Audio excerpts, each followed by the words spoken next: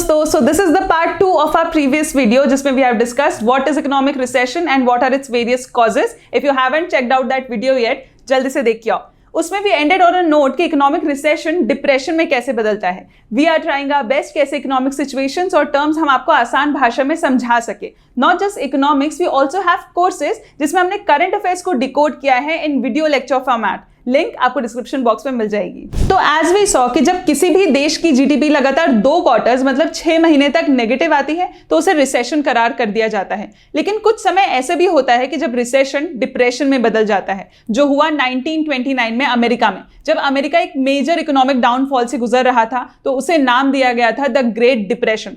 Depression recession का ही एक advance level होता है. अगर टेक्निकल डेफिनेशन देखें तो जब किसी भी कंट्री की जीडीपी ऑलमोस्ट 10% तक नेगेटिव चली जाती है, वो भी लगातार 3 साल तक, तब कहा जाता है कि उस देश की इकोनॉमी डिप्रेशन से गुजर रही है. एक इंटरेस्टिंग फैक्ट बताऊं, 1929 से पहले रिसेशन ये शब्द एग्जिस्ट ही नहीं करता था. जब भी किसी देश की जीडीपी नेगेटिव जाती थी तो लोग उसे डिप्रेशन बोल देते थे.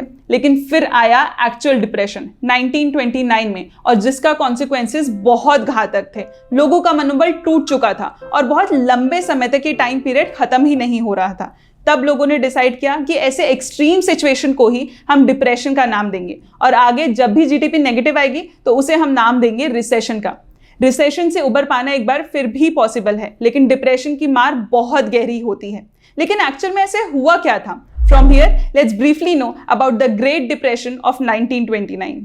तो ये time period from 1929 to 39, this was world wide economic downturn. ये था the longest and the most severe economic downfall of industrialised western country. इतना सीवियर कि बहुत सारे इकोनॉमिक इंस्टीट्यूशंस में फंडामेंटल चेंजेस तक करने पड़े. इसकी शुरुआत तो अमेरिका से हुई, लेकिन बहुत सारे देशों ने इसकी मार झेली और इसका सीवियर इंपैक्ट हुआ अमेरिका और यूरोप में. कहा जाता है कि अमेरिका के सिविल वॉर के बाद द ग्रेट डिप्रेशन उनका दूसरा नाइटमेयर साबित हुआ. ये शुरू तो हुआ था एज अ नॉर्मल रिसेशन 1929 के समर में, पर धीरे धीरे ये बढ़ता ही चला गया. अगर इसके बारे में अच्छे से जानना है तो हमें 1929 से थोड़ा पीछे चलना होगा. अब सब कुछ अच्छा चल रहा था. कंट्री के 2 major sectors, agriculture and industrial sectors, दोनों ही बूम हो रहे थे. लोगों के पास भर भर के पैसा आ रहा था, कंपनीज में प्रॉफिट हो रहा था, बैंक्स के पास पैसा आ रहा था.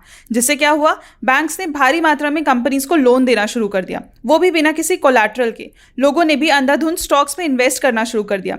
अमेरिका में ये समय इतना अच्छा चल रहा था कि लोगों ने इस टाइम पीरियड को नाम दिया रोरिंग 20s. पर किसी ने ये नहीं सोचा कि जब वर्ल्ड वॉर 1 खत्म होगा तब क्या होगा. आखिर वो समय आया. वर्ल्ड वॉर 1 अब खत्म हो चुका था. कुछ समय तक तो एक्सपोर्ट स्टेबल थे, लेकिन जब यूरोप वापस अपने पैरों पे खड़ा हुआ तो उसने यूएसए से सामान मंगवाना बंद कर दिया. इससे क्या हुआ, यूएसए के प्रोडक्ट्स की डिमांड पे गिरावट आने लगी. लेकिन इंफ्रास्ट्रक्चर इतने अच्छे से डिजाइन था कि इसका सप्लाई वैसे ही जारी रहा, जिसकी वजह से प्राइसेस में गिरावट आने लगी. अमेरिका सरकार ने भी अपने प्रोडक्ट्स को बचाने के लिए इंपोर्ट्स में टैरिफ्स लगाना शुरू कर दिए, जिसका नतीजा कुछ अच्छा तो नहीं आया, लेकिन इंटरनेशनल ट्रेडर्स नाराज होने लगे. लोगों के पास भी अब पैसा कम था, जिसकी वजह से वो स्पेंड कम कर रहे थे. बैंक्स गिरते जा रही थी, कंपनीज को लॉसेस हो रहा था, और इन सब की मार अनएम्प्लॉयमेंट रेट में भी देखने को मिल रही थी. कहा जाता है कि उस समय के इंडस्ट्रियलाइज्ड प्रोडक्ट्स में 47% तक गिरावट आ चुकी थी, जीडीपी 30% तक गिर चुकी थी, और अनएम्प्लॉयमेंट रेट 20% तक एक्सीड कर चुका था.